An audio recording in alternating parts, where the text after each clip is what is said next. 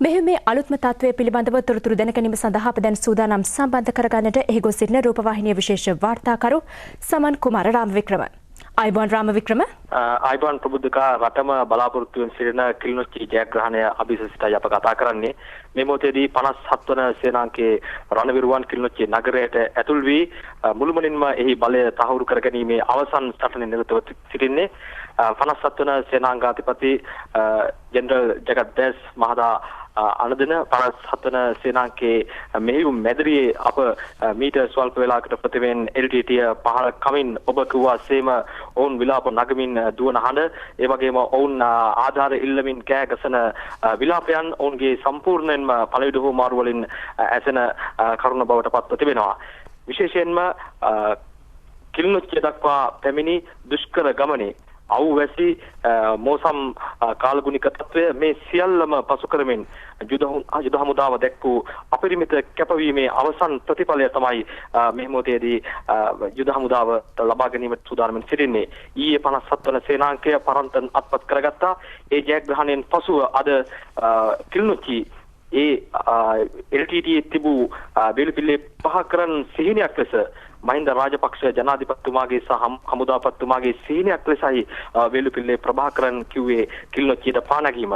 දැන් යුද හමුදාව එය නිෂේධ කරලා තිබෙනවා. එය ප්‍රභාකරන්ට නැවත තවත් කතා කරන්නට ඉඩක් නොදී ඉතිහාසයේ ලැබූ තරුණම පරාජය මේ වන විට LTT කිලිනොච්චියේදී අත්විඳිනවා.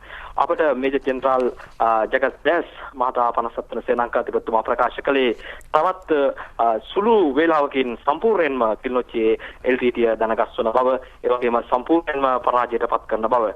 මෙය ඉතිහාසයේ අප ලබන මෙරට කතාව ලබන වන්නේ මානුෂික මෙහෙයුමෙන් මෙරටට ලැබෙන උතුම් පරිත්‍යාගයක ප්‍රතිඵලයක් ලෙස අප සඳහන් කළ යුත්තේ වසරකට ආසන්න කාලයක් මේ ආරක්ෂක හමුදාවන් ගෙන ගිය මෙහෙයුමත් එක්ක අප සිටි නිසායි.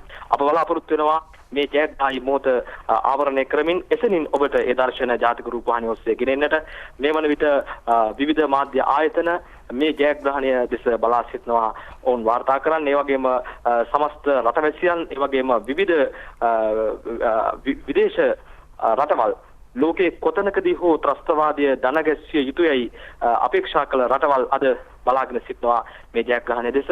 ඒ වගේම මෙය කළ නොහැකි කරුණක් බවට ප්‍රකාශ නිකුත් කරපු රණවිරුවන් අධහැරය පත් කළ විවිධ පටු වාසිතකූ පුද්ගලයන්ගේ අද නිහඬ කර තිබෙනවා යුද හමුදාව.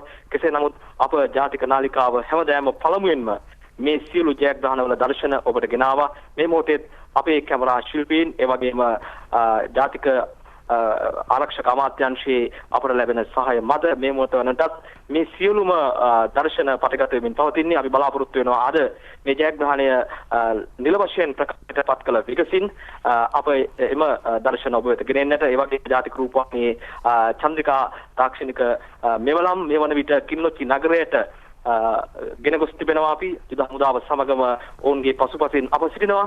අප බලාපොරොත්තු වෙනවා මේ පටිගත කරන මේ මොහොතේත් අපි පටිගත කරන දර්ශන ඒ ජයග්‍රහණයත් එක්කම ඔබට ගෙනෙන්න.